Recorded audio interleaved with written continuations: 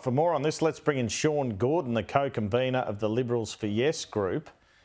And Sean, thanks for your time. What did you make of what Kerryn Little had to say there?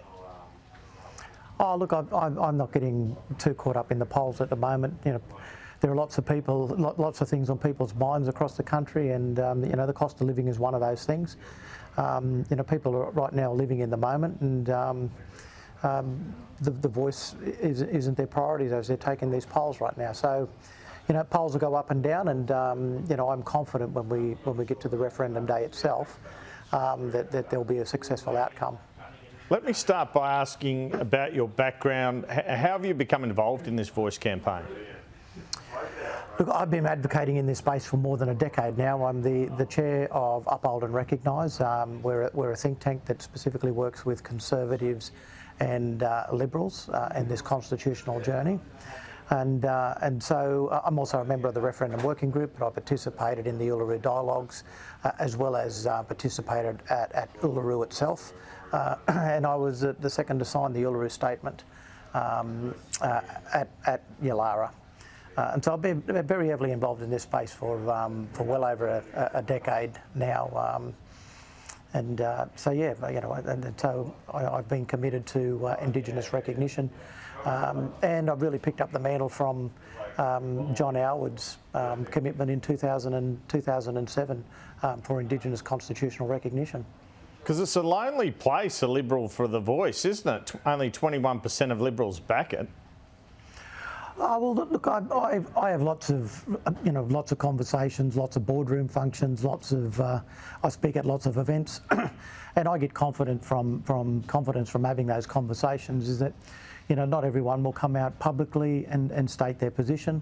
You know, the types of attacks that people are copying on both the left and right. You know, if you don't support it, you're getting attacked. If you do support it, you're getting attacked. So for me, it's really just about having those conversations, and you know, the beauty of a referendum is when people get to that ballot box, it's their vote that counts. It's not going to be the politicians. It's not going to be those people out there running scare campaigns. It'll be the individual's vote that will count on the day. What's the consequence of voting the Voice down? What happens then? Oh, look, I think if the referendum fails, I think the country will then need to have a good look, you know, inward look at itself and work out what is the solution and what is the way forward. Right now, I'm not hearing a solution, and it's disappointing because I'm not hearing the solution coming out of the coalition on what the way forward is. Also, given that the coalition have been in government for 9 years. You know, we've failed to come up with a real solution in those 9 years. So, you know, are we expecting more of the same? And right now, the status quo isn't acceptable. I for one, I'm sick of the Close the Gap report coming out and telling us we're failing in Indigenous disparity.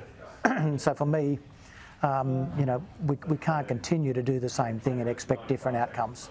You have some Liberals on the Yes campaign, like Mark Textor, Tony Nutt, they're strategists of John Howard back in the day. You have backbenchers like Andrew Bragg and Bridget Archer and Matt Keane. And yet you have Conservative Liberals who are just steadfastly against it. It really has divided your party, hasn't it? Well, not really. As I said, I think the beauty of a referendum, it is about individuals. It's not about parties. It's not about what politics. What politics you sit within. It is about individuals, and for me, I'm confident in the Australian people that they will see what's been put forward as a sensible proposition, and you know, when we look at the alternate, I'm just not seeing anything sensible being put forward to recognise Indigenous people. You know, 65,000 years in this country, but also.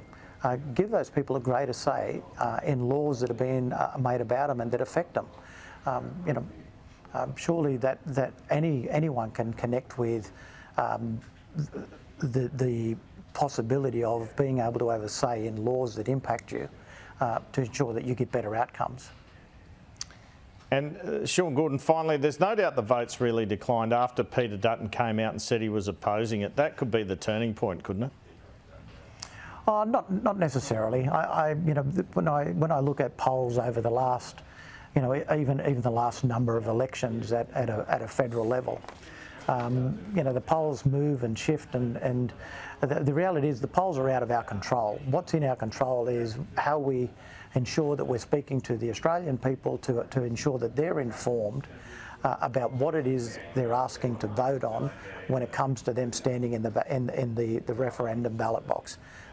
So the polls just simply tells me that we've got to go out and make sure that we're continuing to have conversations to ensure that Australian people are informed. And that's what I'll be doing over the coming months, to make sure that I'm getting out to as many events as possible and speaking to as many Australians as possible to ensure that we garner their support. Sean Gordon from the Liberals for a Voice campaign, Liberals for Yes, thanks so much for your time this afternoon. Thank you, Andrew.